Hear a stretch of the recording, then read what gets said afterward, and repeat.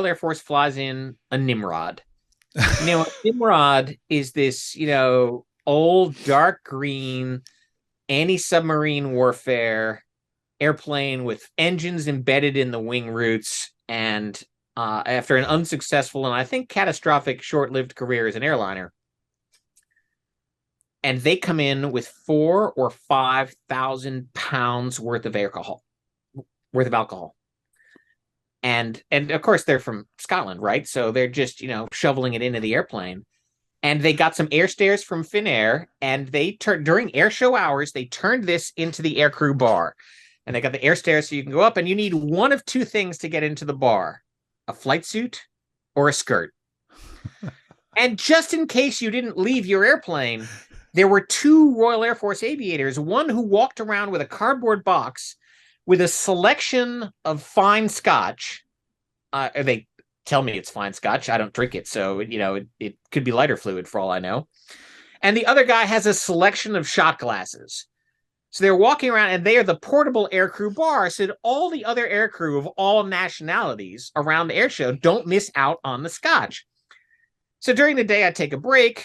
I go up in the air stairs. I go into the airplane, and I have never been in an airplane that smelled like that. So one of the things they had brought around for reasons that are not clear to me is a case of French wine. And in the manhandling, moving stuff back and forth, they had dropped the case of French wine and shattered at least a couple bottles. So there was wine that had been flowing on the floor of the airplane, and it was hot, and the wine was sticky, and so it smelled. And so I go out. They've got the overwing exits open, so I go out an overwing exit, and there is at least 2 women and a Royal Air Force crew mixing 151 Bacardi rum with mint chocolate chip ice cream. And they're spilling it everywhere because they're pretty hammered. And they're spilling it into what looks like the aux air intake on the number 1 and 2 engines. And I'm thinking to myself, this airplane is not getting out of here come Monday morning.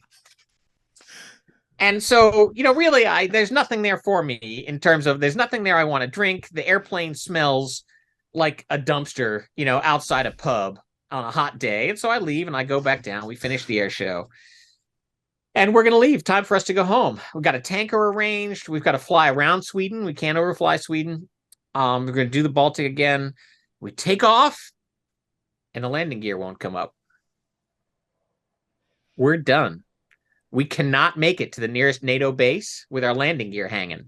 We can't divert to Sweden because they'll intern us. Although, in retrospect, being interned by the Swedes would not have been the worst thing that ever happened to me. And so we come back around, we land the 2 ship, and it's like, what now? And it's like, well, we got to send out a maintenance crew. And how long is that going to take? Well, it's going to take 10 days. Because it's a 50-cent part. It's the weight on wheel switch. But after they replace that part, they have to jack the airplane up and put the hydraulics on it and cycle the landing gear 100 times before they pronounce it good, which means trucks, jacks, maintenance personnel, they have to drive it because we don't have our own airlift. So they have to drive from England to Finland with all this gear. We're going to be there for 10 days. And the hotel we're staying at, they have a veterans convention coming in. They're not going to be with us. There's no room. We have to get out. And my room was great. It had its own sauna.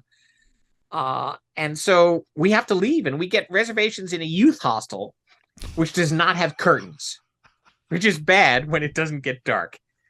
So, and plus the roller skating people, teenagers roller skating up and down the hallways at 2:00 in the morning, not my thing either. But the Brits don't. They can't get their airplane out either. Why not? Because it was freaking drunk. They say it had a hydraulic failure, but nobody that was there believes that. So they start living out of their rental cars and billing, sending notes to the British embassy in Helsinki to send them money.